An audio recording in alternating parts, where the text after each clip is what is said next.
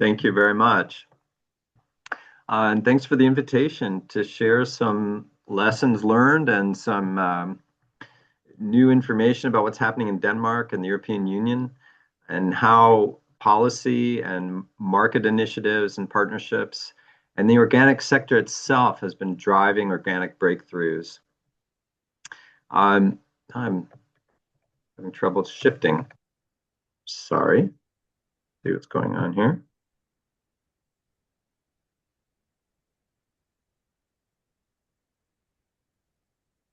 There we go. I want to share a little good news.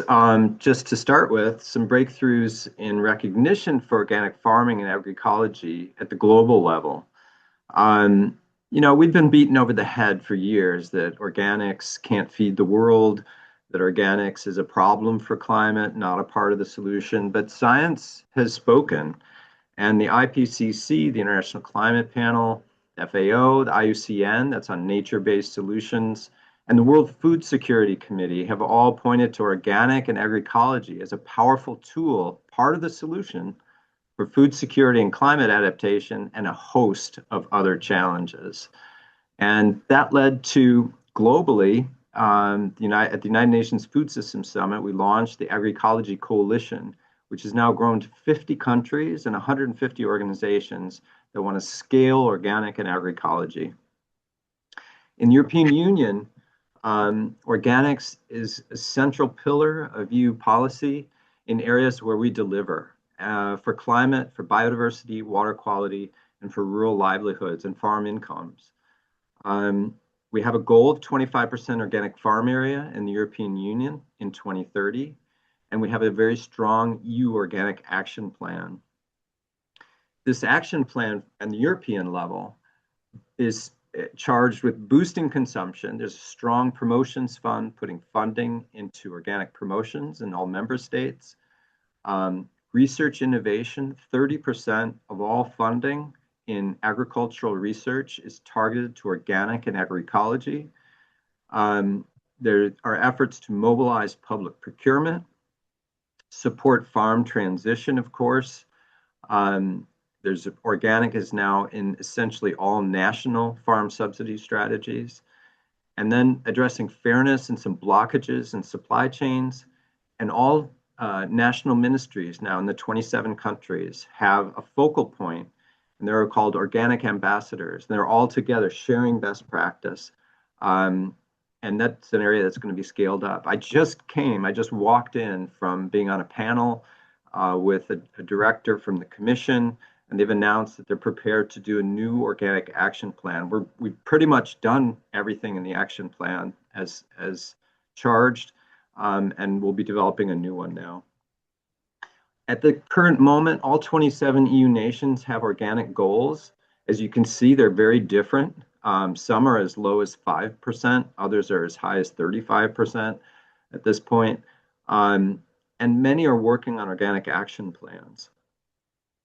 If you look at the 10 countries in the world with the highest organic retail sales, there's something interesting that they have in common. These are all three countries where the organic sector itself has developed capacity to drive market growth. So developing capacity to really partner with retail, partner with wholesalers and public procurement food service actors in order to drive market growth. So in Denmark, which was the first country to develop that kind of capacity, we have this government-owned logo, the UMAC as it's called, one unified national logo, but it's marketed by the organic sector itself. 99% of Danes know the label, and 85% have high or very high trust, and 80+% are now buying organic food every week. So this is not a niche anymore. If you look at market shares for a lot of everyday products, milk, eggs, flour, oats, many vegetables and fruits, we have 30 to 60% of the market now. And for some products like plant-based drinks, we have 72% of the market, bananas 62%. Some are phasing out conventional bananas. in schools and hospitals, childcare, military barracks, but also in our private hotels and restaurants. We've had a five-fold increase in sales over the last 10 years. And we have organic momentum in agriculture.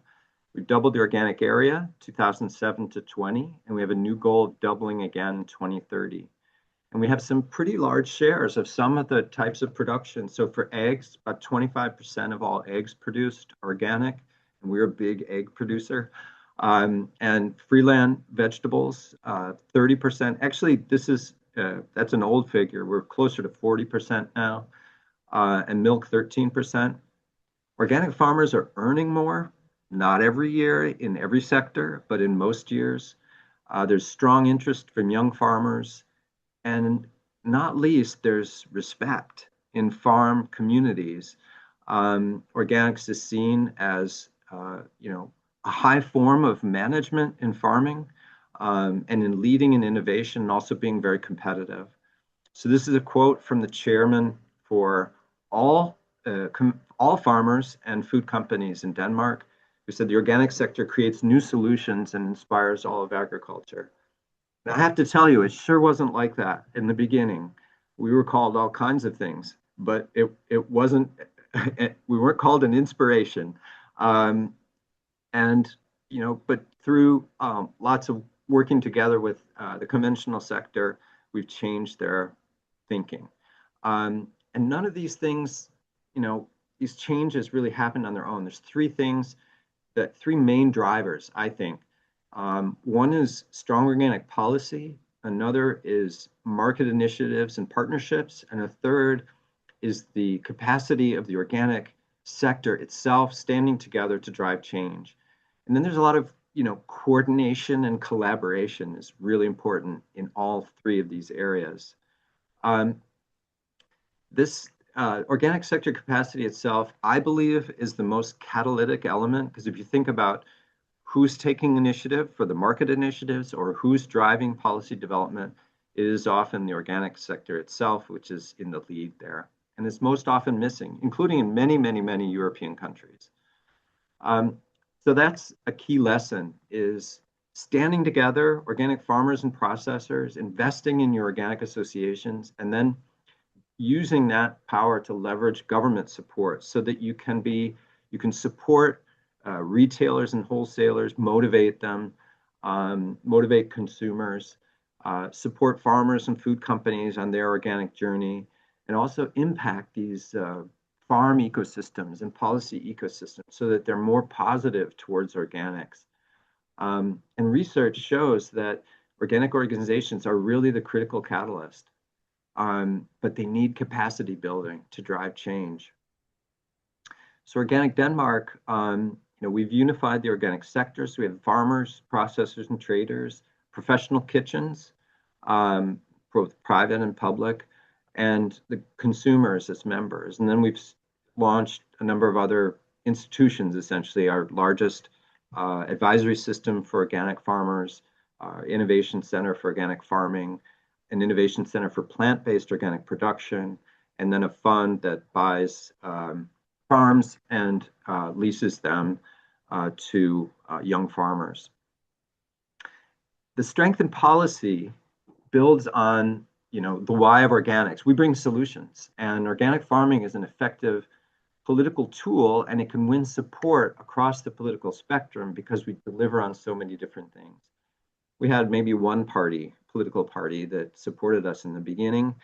Now it's 11 out of 12 parties in the parliament that are positive towards organic at varying levels and for very different reasons. Another lesson was that we didn't make politicians choose sides between organic and conventional. I mean, for one thing, we would have lost. Conventional farming is still now the majority production and has more economic muscle than we do and lobby muscle than we do.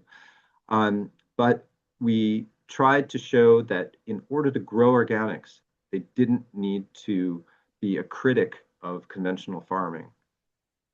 So we engaged, we listened, we built alliances and built a very supportive political ecosystem. Another real lesson is the need for a policy framework nationally. This is really essential. We did the first organic action plan, national action plan in the world in 1995. We've done quite a few since. A number of European countries have these now. Germany has their strategy for organic 2030 to reach 30% organic. They also have some targets for public procurement and consumption. And really interesting was that the minister, when at the launch, said that he saw organic as a driver and a model for transition in all of agriculture. That was sweet music. In the Netherlands, I was very involved in this, developing a strategy for production, consumption, and innovation in the organic sector with a new goal of 15%, lower goal than Denmark and other countries, but still significantly more than the 3% of farming they have today.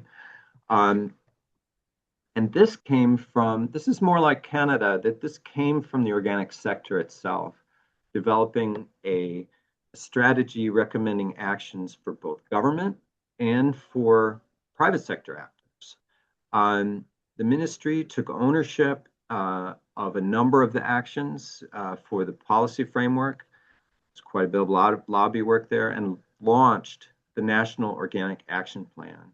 So the organic movement leveraged a new national strategy, and we did all of this in 12 months.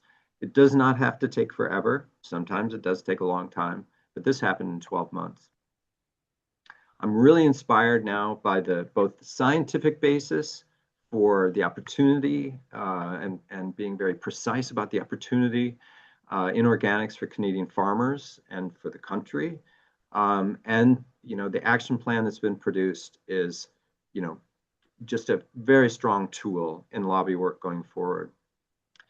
Another big lesson is to integrate organics as a tool in other national and provincial policies. In some countries, they haven't been able to get, a national strategy for organic, but they've been able to work things into drinking water plans, climate plans, et cetera, as a way to leverage resources and investments in organic. In Denmark, organic is a pillar of our drinking water protection plan, our rural development program, our fund for competitiveness, our biodiversity strategy, our green public procurement, and climate strategies.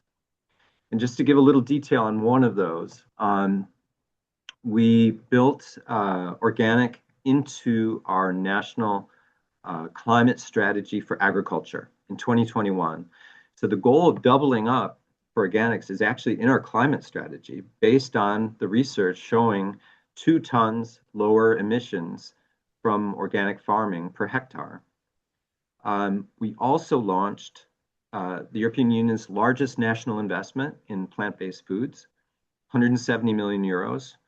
And because it matters how those plants and plant-based foods are grown, organics was embedded into that fund. So 50% of the 170 million euros has to be used on organic plant-based production, everything from new crops to product development to marketing, consumer awareness. Building organics into the climate policy also leveraged resources for our innovation center and for more organic plant-based production, plant-based meals in the public sector. So big boost for organic. So, it's really important to identify opportunities. What I always say, what ship can organic policy sail in on? You might be surprised. What salient issues, what challenges is the country or the province working on? And then increase intelligence on what policy processes are in the pipeline, and start early to include organic policy. We've also used elections as an area to advance focus on, for example, public procurement, organic, and healthier meals.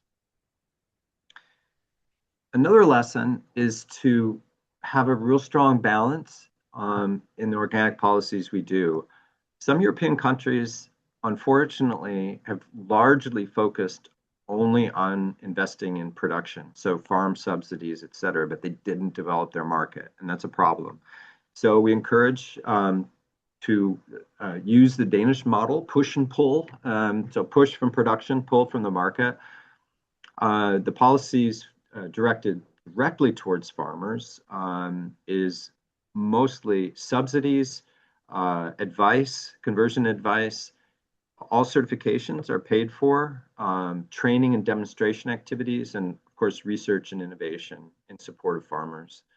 Farmers also need markets, but we've targeted some of our policies directly towards food companies. So better market information, product development, and then market development in all the most important uh, chains and sales channels. So everything from short chain, local markets, farmer direct sales, online, but also public procurement, export, food service, and not least supermarkets.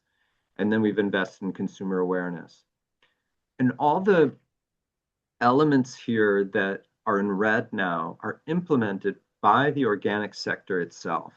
So the government is investing resources, companies are also investing resources, and then it's the organic organizations that are building capacity constantly to drive change.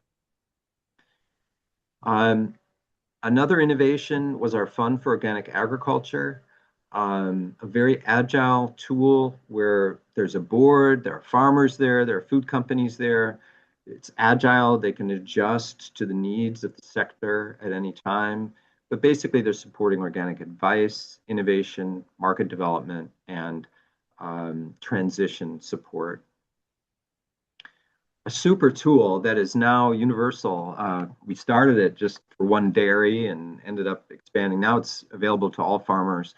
Is this organic transition check? It's not like a written check for money. It's one day where and a report afterwards. But one day, just walking the farm and talking about how would this farm look as an organic production, being very real about the challenges and opportunities that they face. And then along the way, debunking a lot of the myths that farmers have about organic production. This guy, Jens Peter, here in the picture, I call him the farmer whisperer. He has convinced an unbelievable number of farmers to transition. Then knowledge dissemination from our research center and innovation center is a big part and a requirement for all research. Innovation activities are also improving performance in really salient issues: biodiversity, soil, climate, animal welfare.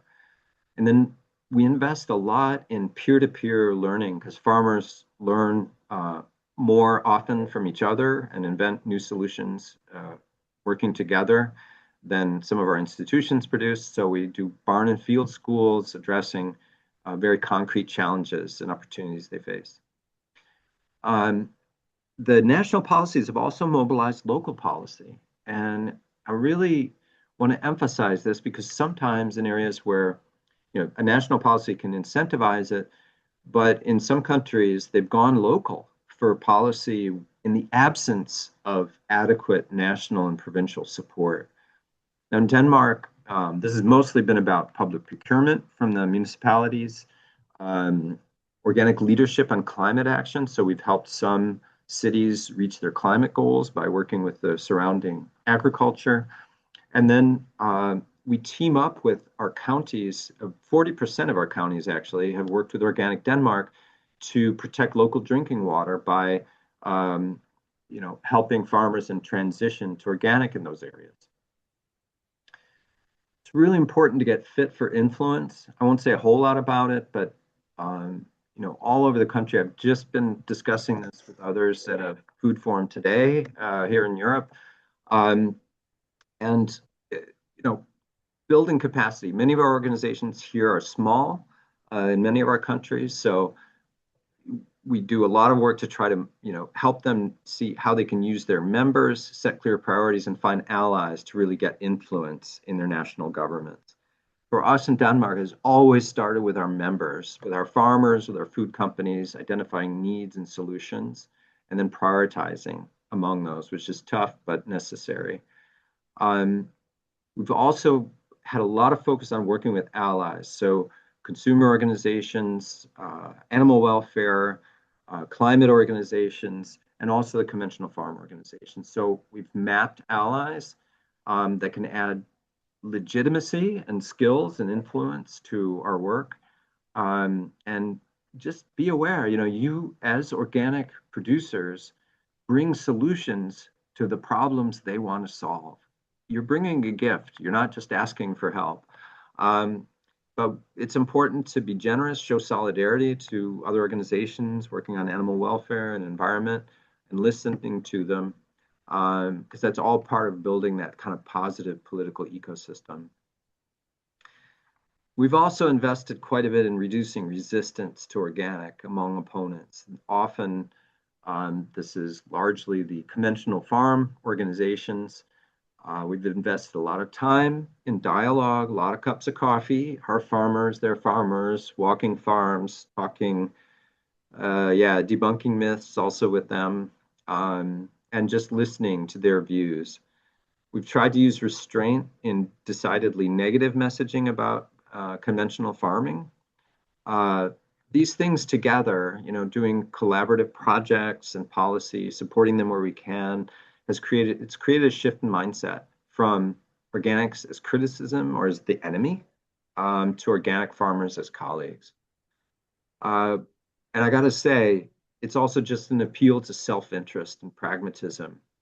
Agriculture all over the world is not living up to the demands from society to lower nitrogen pollution, lower pesticide use, and lower climate emissions. So it's just common sense to support the inclusion of organic in policy measures because we do a lot of the heavy lifting there. One thing that's been really helpful in Denmark is to, if we have few resources in an area, we start small. So like in the area of public procurement, we started like in individual institutions, one school, one hospital, and we documented what it took to do the transition to organic and more plant-rich meals. Then we used those to lobby cities. We got the first cities, the second, the third, to do all of their schools or childcare as typically to start with, and then moving on to other institutions. Then we use the city cases in lobby work for national goals and policy. And then upon getting, national policy, so we use kind of each level as proof of concept for the next. And then the national policy can turn around and support that all cities have the opportunity to move forward with organic transition in their kitchens, for example. Some of the lessons about getting organics on the offensive in retail. This is a lot about capacity building, a lot about retail partnerships. And these are small public investments that leverage the power of retail. We can't buy our way with campaigns to consumers' hearts. We actually need to be in the stores where they're buying the food. This work with retail was unusual. I think Denmark was the only country for a while that was working in this way, where Organic Denmark, that represents producers and processors, would work strategically with leadership in retail to position organics in their work, to convince them what it can do for their brand, what it can do for their store, what kinds of consumers it can bring into their stores, and then help them, help them to be better at organics, improve their assortment strategies, present the products much better in the store, and then communicate the why of organics much better to consumers. And more than any other factor, this having an organic market team that is working closely with retail is the most important reason why we sell more organic food than in any other country in the world. It makes it available and visible and affordable, and then also meaningful for consumers because we get retail helping us communicate the why of organic. And it all starts with motivation. So, using some data, but also some talent. I mean, I remember the difference it made that when I could hire the first person who had actually worked in retail, spoke the language, knew the motivation factors. So we come to retail and we show them why organic consumers are the best to get in their store. They buy more each time they're in. How customers judge their organic assortment, you can test that. What type of organic consumers they have in their stores and who they don't have in their stores. And then where and how great is their organic potential? And we help them to set and communicate goals for organic and then motivate their staff and their customers and their suppliers to go organic.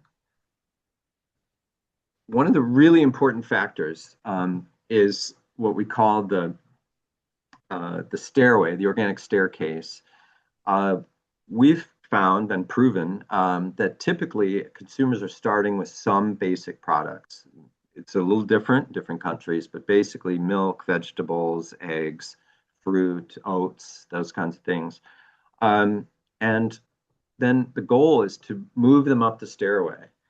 Um, the problem is that in a lot of stores, they're missing a lot of these links in the stairway. So we've actually shown that if they don't have these secondary products, people just stop their organic journey. So we help retailers look at this, evaluate all of their product assortments. And Co-op Denmark, which has about 30% of the market in Denmark, they've documented that there's a 10 times stronger upward movement. If you have the products, there's a 10 times stronger upward movement than downward. So they call it an organic escalator. So we partner with retail to kind of bring consumers in and move them up along their organic journey. And for us, I mean, for our food companies, this is pure gold because then we're pointing to what products retailers need to have in their store. We, like 20 years ago, decided we wanted to democratize organics. It was not uncontroversial. We were the first country where organics went into discount supermarkets.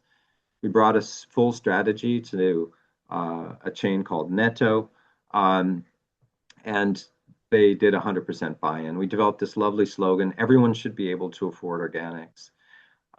They sell more organic products than any other chain in Denmark today. Another case, Co-op Denmark, in 2015, we developed a strategy together with Co-op Denmark to double their organic sales over a 5-year period. They were already at 7.5% for, at a fair level at that point. There was a wonderful focus on impact and calls to action to consumers. Can we slip 10 million animals free together? Let's make Denmark twice as organic. Can we protect 10 billion liters of drinking water? And it was a success, more than doubling organic sales. There were some great aspirational elements of this, centering farmers to communicate why they went organic. It really resonates with people. We call it Everyday Organic Heroes. We mobilized a loyalty program, and we had a special kind of friend of farmers where they did price cuts, but didn't send the price cuts on to farmers. Believe me, that was a hell of a negotiation. And then, we had this additional campaign with a direct connection. So they said they would give all the profits from certain days on organic food to helping more farmers go organic. All of these activities involve a lot of messaging, clear, simple, positive messaging about the value of organics and getting those messages in the right place in the store and getting those signs up. It's very practical stuff, but it really works to have that information right there. So you have the animal welfare messaging is right there in the meat cooler, over the meat cooler. You have the pesticide information by the fruits and vegetables, etc. These are our basic messages that we've primarily used in the recent years. You protect nature, drinking water, support animal welfare, you avoid eating pesticides, you get fewer food additives. We actually got, I actually used my summer vacation on it, getting the conventional farm organizations to sign off on these messages. So they actually supported these. We also use a lot of did you know that types of things. So they little nuggets of information people can remember. Did you know that organic farmers help the climate by using less fertilizer? Did you know organic farms have more birds? We can talk about biodiversity, but consumers can better remember that there are more birds on organic farms and come home. And when a woman comes home, we found there was a teasing factor. Often women were buying organic. men were kind of teasing them when they came home. Oh, it's not worth that money. It's not, it's too pricey. And then they needed to fire back with some information. This is a campaign that's going right now about pesticide residues in individual products. They're taking one product at a time. And this is for strawberries, as you can see. It says Danish and imported organic, 0%. Danish non-organic, 77%. And imported non-organic, practically 100% guarantee that you have pesticide residues. And then information is not enough. Organics really needs to be experienced. We get about 4%, 4 to 5% of the population out physically standing on organic farming each year with the harvest markets and our largest event when the cows, after a long winter, come out on fresh grass. It's called Organic Day. And, anyone who's seen this, I mean, the cows stampede, we say they dance. People come out, they love it, bring their kids. We also, and this is something we need to be even better at, working with processors and retail to add value to organics. So, positioning organic as the preferred platform in other trends and really needed transitions. So plant-based organic, regenerative organic, organic convenience, local organic products, and circular organics. We've also, in order to help with product development, we had for many years, we don't have it now, but an organic product development team that, a couple of women product developers that went around the country visiting small companies together with chefs sometimes in developing new products. And it contributed to 25% job growth in small and medium organic companies, really positive results. We also have built capacity for value chain collaboration, de-risking transition, and developing new products. This is a farmer, Karsten here, and a retailer and product developer and a mill owner who developed a whole range of products based on old grain varieties on an island of Livur that allowed the entire island to go organic. And our collaboration in the supply chain is also the basis for a lot better data on supply and demand, and forecasting of these, which allows us to target for import substitution, trying to replace some of the products we import, but also recruitment of new organic farmers. So we can say, here's the demand. And so we're recruiting farmers to an existing market. And then a real driver is our public procurement efforts in the hotel and restaurant sector. And I think this more than maybe any other area really shows the need for those three drivers: policy, sector mobilization, and capacity, and the mobilization of the supply chain and market actors. On the political side, we developed a goal for 60% organic in all public kitchens. Financing to support for our cities for the education in the kitchens. And then we developed a national organic cuisine label as a documentation tool. But it's turned out to be this amazing, it gives so much pride. And when people get, the bronze, 30 to 60%, they start working on silver. It's just something really positive and motivating about it. But we also had to mobilize in the sector. Our minister, oh my God, she was terrified that she was going to do the 60% goal and the products wouldn't be there. So we really had to do a guarantee for supply. So we had to get farmers, food companies, and wholesalers together to ensure, as we did earlier in retail, that the right products are there and they're there in the right volume. We had to have organic schools for our food service companies and wholesalers. They were basically anti-organic. Very late, even as organic had grown a lot in retail, wholesalers were still completely focused on price and delivery and logistics, a little bit on quality, but not on sustainability. So we had to get them out on the farms.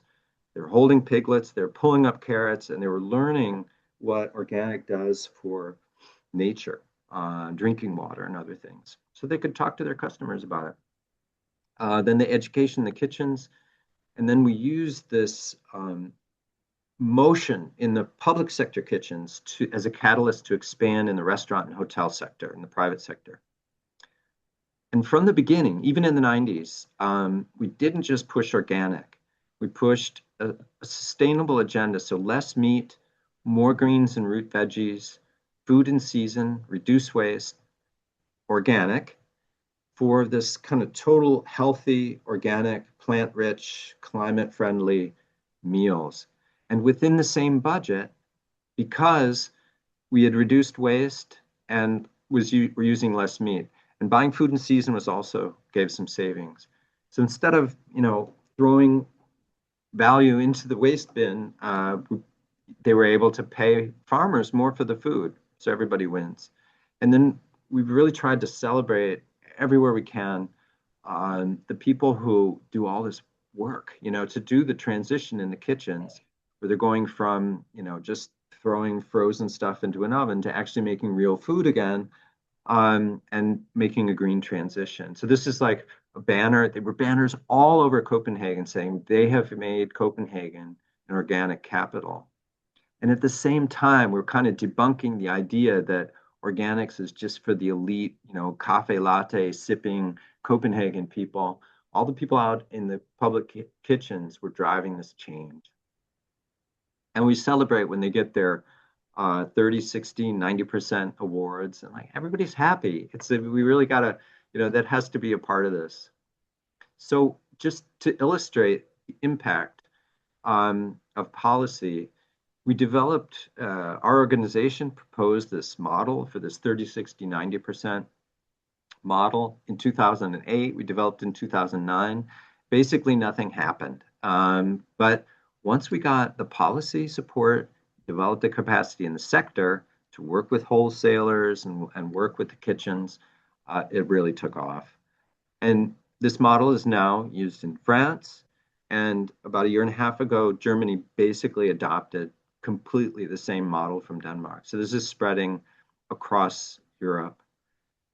So some possible steps to consider, deepen the dialogue in the organic sector on priority actions for policy and market development. So just really, talking through in BC, what is it we need here? What are the really enabling actions that we can point to that would move things in the market and move policy supportive of farmers and food companies. And then developing possibly a BC organic action plan, or using the national plan and adopt just drawing elements of that. I know BC was very active in developing the national action plan. But it's important, I think, to have goals, but also budgets. So there you're talking more directly with the ministry on dedicated budgets for organic measures. So it can be a government plan or it can be a sector plan, but of course, greatest possible ownership by the government and investment is desired. And then, if it's not this year that an actual action plan for BC is going to be developed, try to look at what's in the pipeline, what policies are being developed, where organic delivers. And, thank God, organic delivers in so many different areas, from, farm incomes to, also soil regeneration as climate adaptation, biodiversity, water quality. So, a lot of areas have nitrogen problems. In Europe, we're actually, even today with the Commission, we're talking about organic as part of the coming strategy for not just food security, but national security. As we have demonstrated that organics is not dependent on all these imports of pesticides, but also fossil fuel-based fertilizers, which we get in the European Union from Russia. and from Belarus. So, organics is the pathway to resilience and less vulnerabilities in relation to, disruptions of war or trade. Um, Another is to partner with one retailer. You know, we've definitely used retailers against each other. Getting one retailer to move, if they have success, then others will want to come. Working with local government, if provincial government is not prepared to support organic policy, it could be that the effectiveness of some of those policies could be demonstrated at the local level. Um, and then, um, you know, I guess my main message would be to stand together and build capacity in organic organizations as catalysts for change in the fields with farmers and in policy, but also in markets. And that is kind of my final message. Um, I want to thank you all for your work for organics. Um, the people that I've met from BC are talented and can advance these things. And I'm really hoping for some action on organics from your government as well. Thank you.